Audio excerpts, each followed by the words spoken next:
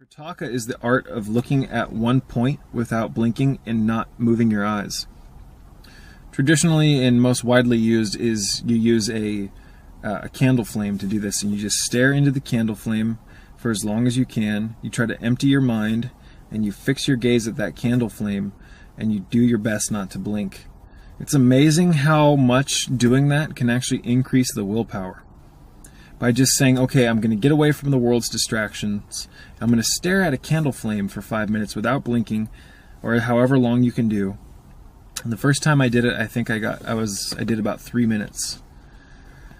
And it's amazing just what practicing laser focus can actually do to the rest of your experience once you come out of these kind of meditative mindsets.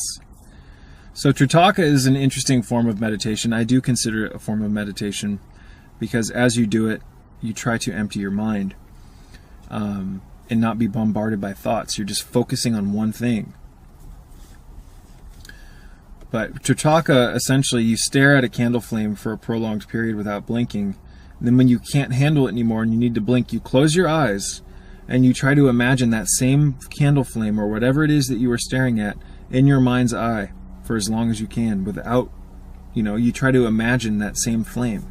This will also help increase your visualization techniques or your visualization abilities. That is a very important thing. So just meditating for 5 minutes a day, if you could do that. Just going somewhere, whether you can do it in your home or just going out in nature, sitting alone, closing your eyes, focusing on your breath, feeling your breath, feel the air expand in your lungs. And just try to enter a state of thoughtlessness. And you'll notice, ladies and gentlemen, that as you do this, certain things will try to agitate you. You might hear mental chatter. The first time when I first started meditating, the first thing I noticed when I tried to stay in a state of thoughtlessness is that there were a myriad of different emotions and thought engrams related to me eating and having food cravings.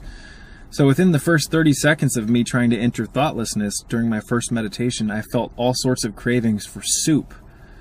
I could actually see a bowl of soup in my mind's eye. I could hear my own internal dialogue saying, "Oh, I'm hungry," when I actually wasn't. So unless we enter a state where we can analyze these thoughts, these emotions, these surges of energy that are tempting us, unless we can get into a state where we can actually experience how they're bombarding our reality, our minds, chances are we will continue to stay in a loop of domination from these particular emotions, such as the "I'm starving, I'm hungry" chatter. Many Americans will have this going throughout their internal dialogue all day. They'll wake up, the first thing they think about is what they're going to eat. After they eat, they might have a cup of coffee or some orange juice, and then they're going to make their lunch for the day, or think about wow. What am I going to have for lunch? And then once lunch comes along, they're concerned about what they're going to have for dinner. Not only do we eat too much here in the Matrix, we eat 3 meals a day of cooked, denatured, demineralized, enzyme-devoid foods. About 99% of the population eats this dietary loop every day. But on top of that, we're eating these foods because we're being dominated mentally by an emotional and mental psychosomatic engram programming from years of living in this culture where they've taught you that you need to eat constantly. Another reason why people eat way too much is because they actually believe that they need to. And that's from all of the nutritional propaganda from the beast, from the Matrix. Most people actually believe that in order to stay healthy, they need to eat constantly throughout the day. Even though these people get sick often, they don't appear to be healthy, they look overweight often, their immunity seems weak, you name it. But when you believe with every fiber of your being that you need something to stay healthy, and you have no ability to question it, or no desire to question it, you will stay in that loop. So there are a multitude of factors that are keeping mankind, womankind, in bondage to excessive consumption. It's dangerous. And the thing about constant eating, ladies and gentlemen, I've said this in recent videos, but I'll repeat myself because it's an important message. When you constantly eat, you are experiencing reality from a state of physiological, mental, psychosomatic digestion. Now what I mean by that is When you eat constantly, your body is having to break apart all these foods. It's expelling energy to break down these foods so that you can get them out of your system via the eliminative channels. Most of the foods people are eating have no mineral content in them. Most of the foods people are eating are not sustaining health properly within their physical temple because there's no pigments left in these denatured, mineral-depleted, enzyme-devoid, processed foods, these frozen foods, these non-fresh foods. It's insane. This culture is insane. How high of a degree that food is used as a weapon against the immunity and health and the consciousness of the masses. This is a chemical warfare.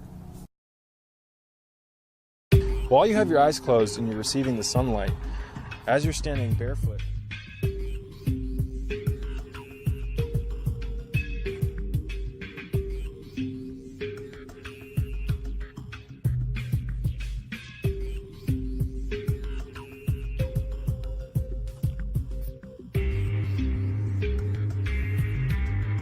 got to look at diet, you've got to look at water. The water people are drinking here in the Matrix, the tap water, is filled full of disinfectant byproducts, cancer-causing agents, fluoride, hydrofluorosilicic acid, hexafluorosilicic acid, pipe residues, inorganic compounds, scaling lime, algicides, cobalts, radioactive constituents, plutonium, parasites.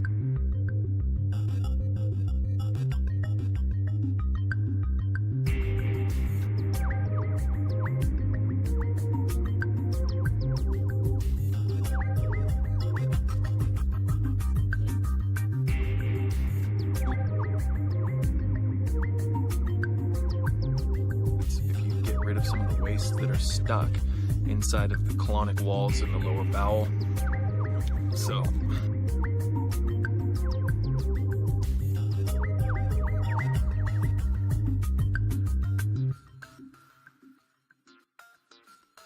certain eye muscle exercises where you move your eyes in certain direct current energy. So walking barefoot is one of the pinnacle aspects, other than things like collecting rainwater. We can be our own farmers and grow a lot of our own food, ladies and gentlemen. We don't have to resort to buying murdered animals from corrupt organizations and things of that nature. We don't have to consume these foods to have a healthy lifestyle. My health has gone nowhere but up since I became a vegan.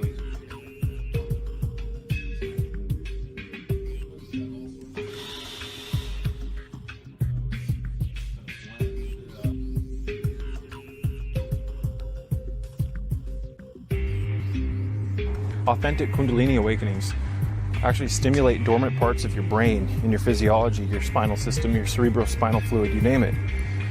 And when that happens, it just enlightens the gland.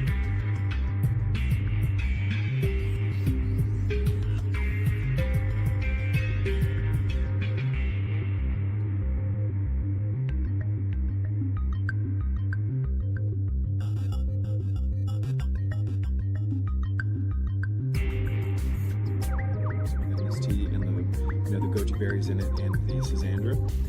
But I also talk later on in this video about how